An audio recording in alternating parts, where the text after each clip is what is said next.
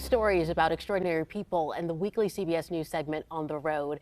CBS News correspondent Steve Hartman joins us in studio today. We're so happy to have you here. Thank you so much. I'm glad to be here. All right, so tell me, what are you doing here in Detroit? I came to town because up in Rochester, Michigan, they're starting a speaker series where they're bringing in interesting speakers, or in my case, mildly interesting speakers, to give little talks. So I'm giving a talk tonight up at Oakland University. Okay, so if somebody wanted to attend, how would they do so? They're more than welcome to come. They go to, it's called the E-Speaker Series. So if you go to espeakerseries.com, E because I asked them why E, and they said it's just a letter. It's just a letter. No logical reason, but that's what it's called, E-Speaker Series. And you can get tickets there, and it's tonight at 7 o'clock. Oh, I love that. Okay, so let's get into a little bit about you and some of your series. So you have On the Road, and then you also have Kindness One-on-One with your kids. Yeah. With Kindness One-on-One, what kind of sparked that?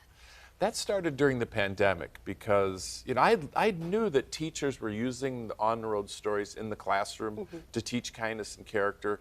And so we kind of did a little experiment. Kids were at home and teachers didn't know what to do with them. So we did a little web series, and it was very popular. A lot of kids watched and a lot of adults watched. Yeah. So eventually we moved it to the broadcast side. And I've seen you kind of take trips and visit those schools, and the kids get so excited. What has that experience been like? It's amazing because, you know, the CBS Evening News audience skews a little bit older, and the fact that, like, there are kids that are watching the stories, not just watching them, but learning about kindness and character. Now we have lesson plans created by Drake University in Des Moines that pair with the stories.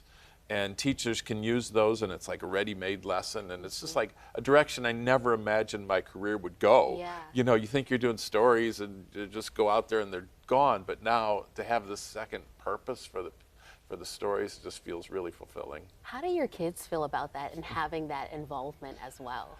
They think it's really cool. Yeah.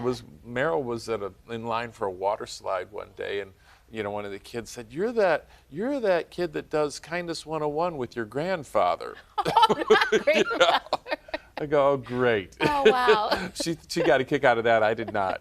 But no, they think it's the coolest thing. Yeah, and just with all the work that you've done in the stories you've been able to tell, how does it feel to just be in this industry? It's changed so much. It's, you know, what I like is that, at least with my little niche, that I kind of can maybe restore a little faith in humanity that kind of gets lost with the first 22 minutes of the newscast with so much, you know, mayhem and murder and anger and angst. You know, it's nice to be able to remind people of what the country's really all about. Yeah. And it's about people being kind to one another, and everybody does it.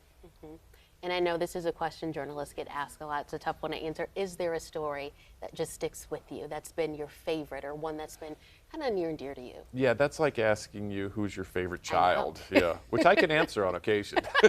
Right, some days. Some days, yeah. But I did a story on a little girl who saw a grumpy old man in a grocery store and decided, she was 4 years old, and decided she wanted to give him a hug. And it turned his life around because he had lost his wife and felt like his life had no purpose. They became close friends. And I think that's probably my favorite because it was such a simple act, you know, and shows how, like, something as simple as a hug can change the world for somebody. Yeah, I think I saw that story. It was a beautiful one. Thank you. Well, thank you so much for being here. I hope your event tonight goes really well. Thank you so much.